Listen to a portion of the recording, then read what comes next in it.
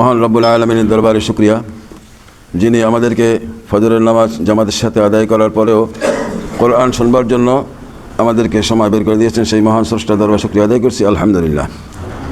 কোরআনুল কারীমের ৪৪তম সূরা, সূরা আদ-দুখান এর প্রথম রুকু ২৯ আয়াত পর্যন্ত গতকালকে তেলাওয়াত হয়েছিল। আজকে দ্বিতীয় রুকু ৩০ আয়াত থেকে। أعوذ بالله من الشيطان الرجيم بسم الله الرحمن الرحيم ولقد نجينا بني إسرائيل من العذاب المهين من فرعون إنه كان عاليا من المسرفين। আল্লাহ পাক বলেন, আমি অবশ্যই বনী ইসরাইলদের অপমানজনক শাস্তির থেকে উদ্ধার করেছি ফেরাউন ও তার গোলামির শৃঙ্খল থেকে। অবশ্যই সে ছিল সীমা লঙ্ঘনকারীদের মধ্যে শীর্ষস্থানীয় ব্যক্তি। এর আগের রুকুর যে আয়াতসমূহ আমরা তেলাওয়াত করেছিলাম, এই আল্লাহ পাক সেখানে বলছেন, যেমন ২৯ আয়াতে আল্লাহ তাআলা বলছেন যে ওদের উপর না আসমান কোনো রকম কান্নাকাটি করলো, না জমিন কাঁদলো। আযাব আসার পর তাদের তো কোনো অবকাশই দেওয়া হলো না। অর্থাৎ ফেরাউন এবং তার অনুসারীদের আল্লাহ তাআলা এমন শাস্তি দিলেন যে শাস্তিতে জনগণ স্বস্তির নিঃশ্বাস ফেলেছে, আনন্দিত হয়েছে। কেহ কাঁদে নাই, আসমানে বসবাসকারীরাও কেহ কাঁদে নাই, জমিনে বসবাসকারীও কেহ কাঁদে নাই। মানে কান্না হলে দুঃখ পাইলে তো মানুষ কান্নাকাটা করে, কিন্তু সেরকম দুঃখ পায় নাই, কেননা সে ছিল জুলুমবাজ। ফেরাউনের দৃষ্টান্ত আল্লাহ তাআলা এই জন্য দিয়েছেন যে এর থেকে যেন মানুষ শিক্ষা নেয়। শুধু আল্লাহ ইতিহাস শোনানোর জন্য বলেন নাই। আল্লাহ তাআলা বলছেন, এর আগের আয়াতসমূহ যা বলা হয়েছে যে সে ছিল সীমালঙ্ঘনকারী, মানুষকে গোলাম বানিয়ে রেখেছিল। মানে মানুষকে গোলাম বানিয়ে রেখেছিল এবং যে তার মতের বাহিরে যে চলেছে তার উপরে জুলুমের স্টিম রোলার চালিয়েছিল। আর মানুষ স্বস্তির নিঃশ্বাস ফেলেছে যখন তার পতন ঘটে। সেজন্য আল্লাহ বলছেন যে তার সে এবং তার সেনাবাহিনীকে যখন ডুবেই মারা হলো, তো কেউ তার জন্য দুঃখ প্রকাশ করে নাই। আর আল্লাহ তাআলা উল্লেখিত আয়াতে বলছেন যে আমি অবশ্যই বনী ইসরাইলদের অপমানজনক শাস্তি থেকে উদ্ধার করেছি। অপমানজনক শাস্তি পর্যন্ত মানে সে এমনভাবে শাস্তি দিত, মানে ইসলাম বিদ্বেষী হলে আল্লাহ তাআলার ফরমান না মানার কারণে যদি নাফরমান হয় কেউ, তো সে এমন মানে শাস্তি আবিষ্কার করত। এই যুগ পর্যন্ত একটু খেয়াল করলে মানে আপনারা দেখবেন যে এমন শাস্তি মানে বিরোধী মতাবলম্বীদের উপর এমনভাবে শাস্তি আবিষ্কার করেছে যা আগের তুলনায় আরও মারাত্মক আকার ধারণ করেছে। তা আল্লাহ তাআলা শিক্ষার জন্য এই কথাগুলো তুলে ধরছেন যে আমি বনী ইসরাইলদেরকে, সেই বনী ইসরাইল ছিল জ্ঞানে গুণে উন্নততর। তো ফেরাউন ও তার গোলামের শৃঙ্খল থেকে আমি অবশ্যই উদ্ধার করেছি। আর সে ছিল সীমালঙ্ঘনকারীদের মধ্যে শীর্ষস্থানীয় ব্যক্তি। মানে যারা এই পৃথিবীতে সীমালঙ্ঘনকারী তাদের ভিতরে শীর্ষস্থানীয় ব্যক্তি ছিল ফেরাউন। আলিয়াম মিনাল মুসরিফিন বলা হয়েছে। ওয়ালাকাদ ইখতারনাহুম আলা ইলমিন আলাল আলামিন, অবশ্যই আমি জ্ঞানের উপর ভিত্তি করেই তাদের জাতি বনী ইসরাইলদের দুনিয়ার উপর শ্রেষ্ঠত্ব দান করেছি। অর্থাৎ আল্লাহ তাআলা তাদের আমল আকীদা সম্পর্কে জানতেন। আল্লাহ তাআলার জ্ঞানের উপর ভিত্তি করে তাদেরকে যে এই দুনিয়ায় শ্রেষ্ঠত্ব দেওয়া হলো, নেতৃত্ব কর্তৃত্ব দেওয়া হলো বনী ইসরাইলদেরকে ফেরাউনের অনুসারীদের ধ্বংস করার পর, আল্লাহ তাআলা সে কথা তুলে ধরছেন, ওয়া আতাইনাহুম মিনাল আয়াতি মা ফীহি বালাউম মুবিন, আমি তাদের এমন কতিপয় নিদর্শন দিয়েছি যাতে তাদের জন্য সুস্পষ্ট পরীক্ষা নিহিত ছিল। ইন্না হাউলাই লায়াকুলুন ইন হিয়া ইল্লা মাউতাতুনাল উলা ওয়া মা নাহনু বিমুনশারিন, অবশ্যই এই লোকেরা বলতো এটা হচ্ছে আমাদের প্রথম মৃত্যু, আমরা আর কখনো পুনরুত্থিত হব না।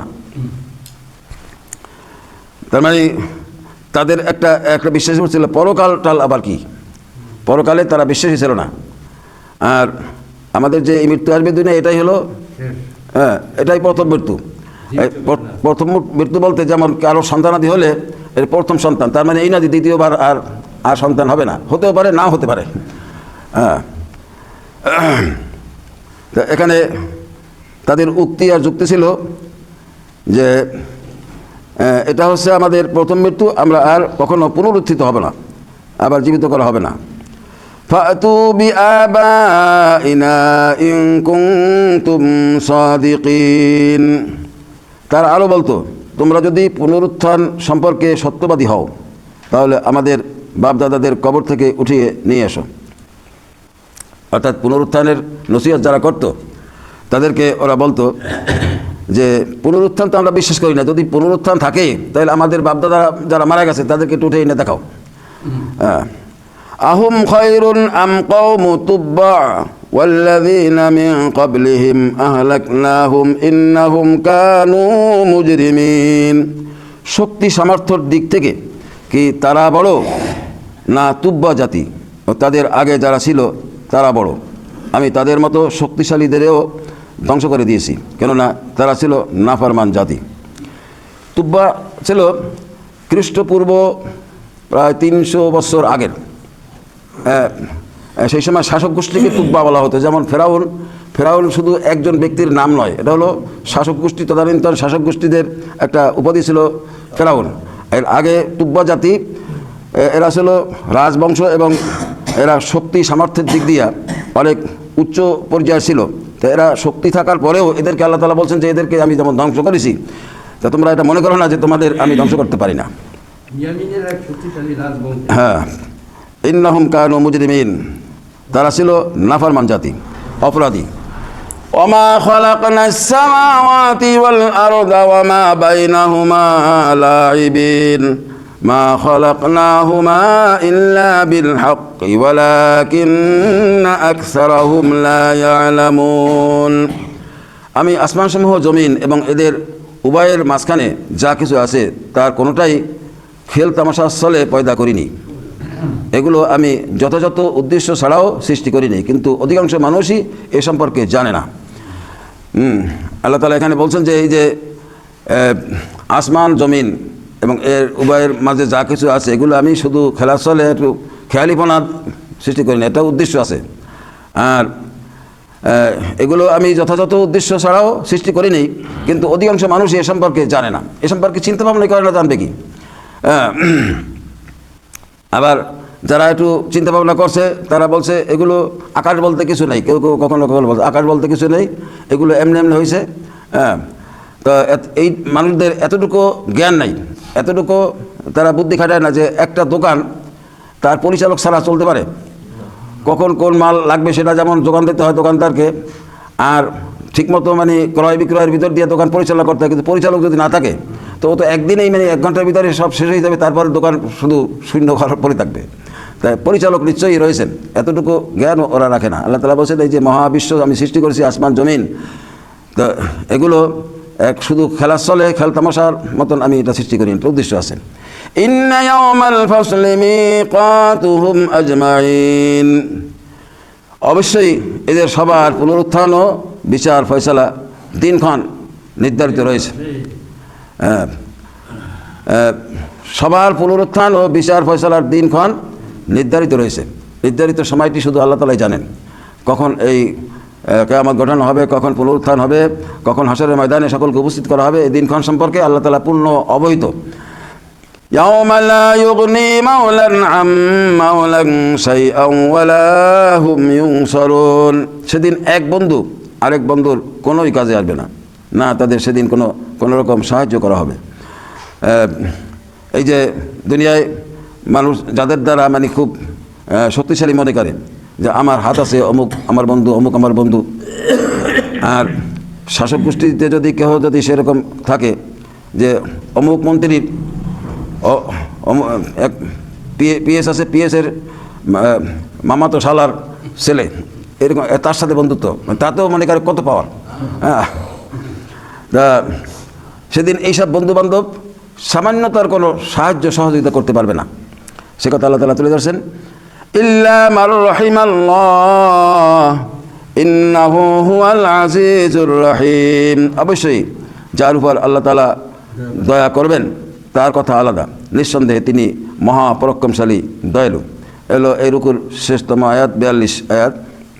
আল্লাহ তাআলা বলছেন যে সেদিন এক বন্ধু আরেক বন্ধুর কোনোই কাজে আসবে না, তাদের সেদিন কোনো রকম সাহায্য করতে পারবে না। অবশ্য যার উপর আল্লাহ তাআলার দয়া করবেন, অর্থাৎ মুত্তাকি যারা হবে মুত্তাকি, আল্লাহ তাআলা ফরমান পরিপূর্ণভাবে মেনে চলেছে, আল্লাহ তাআলার খাস বান্দা। যেমন আল্লাহ তাআলা খাস বান্দা সম্পর্কে বলছেন, ইবাদুর রহমানিল্লাযীনা ইয়ামশুনা আলাল আরদি হাওনা ওয়া ইযা খাতাবাহুমুল জাহিলুনা ক্বালু সালামা। আল্লাহ তাআলা খাস বান্দা সম্পর্কে বলছেন যে আল্লাহ তাআলার দয়াময়ের বান্দা তো তারা, হ্যাঁ, এই জমিনে যারা অহংকার মুক্ত জীবনযাপন করে, অহংকার করে না, আর নম্রতা, ভদ্রতা, শালীনতা একজন খাঁটি মুমিনের যেমনটি হওয়া উচিত, তেমন আল্লাহ তাআলা এখানে পর্যায়ক্রমে ওই সূরা ফুরকানের ভিতরে আল্লাহ তাআলা এখানে ধারাবাহিক বর্ণনা দিয়েছেন। খাঁটি আল্লাহ তাআলার খাঁটি বান্দা যারা, তাদের কথা আলাদা বলা হয়েছে যে তাদের প্রতি আল্লাহ তাআলা রহম করবেন। আর আল্লাহ তাআলার পরিচয় দিতে গিয়ে আল্লাহ তাআলা বলছেন যে ইন্নাহু হুয়াল আজিজুর রহিম, তা নিঃসন্দেহে মহাপরাক্রমশালী দয়ালু। আল্লাহ হলেন মহাপরাক্রমশালী, আবার তিনি দয়ালু, তিনি নির্দয় নয়। তো আল্লাহ তাআলা সব কথা কোরআনুল কারিমে বলেছেন। আমরা কোরআনুল কারিম যখন তেলাওয়াত করব, শুনবো, বুঝবার চেষ্টা করব, তখন আল্লাহ তাআলার বক্তব্যগুলো যেভাবে আল্লাহ তাআলা বর্ণনা করছেন সেভাবে আমাদের বুঝতে হবে। এর ব্যতিক্রম ধরলে যদি শুধু মনে করি যে শুধু তেলাওয়াত করবা, সওয়াব হতেই থাকবে, এই সওয়াব সেদিন ঠেকাতে পারবে না। যদি তেলাওয়াত করলাম সওয়াবের উদ্দেশ্যে, কিন্তু কোরআন মানলাম না, কোরআনের আদেশ নিষেধ বক্তব্যগুলো বুঝলাম না, বুঝবার চেষ্টা করলাম না, তাই এই সওয়াব যদি আপনার কোটি কোটি সওয়াবও হয়, এই সওয়াব সেদিন কিছুই করতে পারবে না। যেমন কেহ যদি ভালো ভালো খাদ্য খাবার খেলো, ভিটামিন A to Z সে নিয়ম মেনে চললো, খাদ্য খাবার খেলো, কিন্তু বিষ সম্পর্কে জানলো না। একদিন সে মনে করলো আমি তো সারা জীবন কত ভালো ভালো খাবার খেলাম, একদিন বিষ যদি খায় তাহলে বিষক্রিয়ায় সে মারাই যাবে, সে ক্ষতিগ্রস্ত হবে। তো এই জন্য আমাদের কোরআনুল কারীম যখন আমরা বুঝবো, তখন আল্লাহ তাআলার কাছে আমরা সাহায্য চাবো। শয়তান যেন আমাদেরকে ভুল পথে না ছাড়ে, সেজন্য আউযু বিল্লাহ পড়তে হয়। কোরআন তেলাওয়াতের আগে আউযু বিল্লাহি মিনাশ শাইতানির রাজিম পড়তে হয়। হ্যাঁ, আল্লাহ তাআলা বলছেন ফাইজা ক্রাআতাল কুরআনা ফাসতাইজ বিল্লাহি মিনাশ শাইতানির রাজিম। তোমরা যখন কোরআন পড়বে, শয়তান যেন তোমাদেরকে ঈমানের পথ থেকে দূরে সরাইয়ে রাখতে না পারে, সেই জন্য বিতাড়িত শয়তান হতে আমি আল্লাহর কাছে আশ্রয় চেয়ে নাও। তো এই জন্য কোরআনুল কারীম আমাদের অন্তরের রোগ সারায়, এবং কোরআনুল কারীম বুঝতে হলে আমাদের বুঝতে হবে রাসূল পাক সাল্লাল্লাহু আলাইহি সাল্লামের নিয়ম নীতি আদর্শ মেনে। আল্লাহ তাআলা আমাদেরকে আমলের তৌফিক দান করুন, আমিন। আল্লাহুম্মা সাল্লি আলা মুহাম্মাদিন ওয়া আলা আলি মুহাম্মাদিন কামা সাল্লাইতা আলা ইব্রাহিম ওয়া আলা আলি ইব্রাহিম ইন্নাকা হামিদুম মাজিদ। আল্লাহুম্মা বারিক আলা মুহাম্মাদ ওয়া আলা আলি মুহাম্মাদিন কামা বারাকতা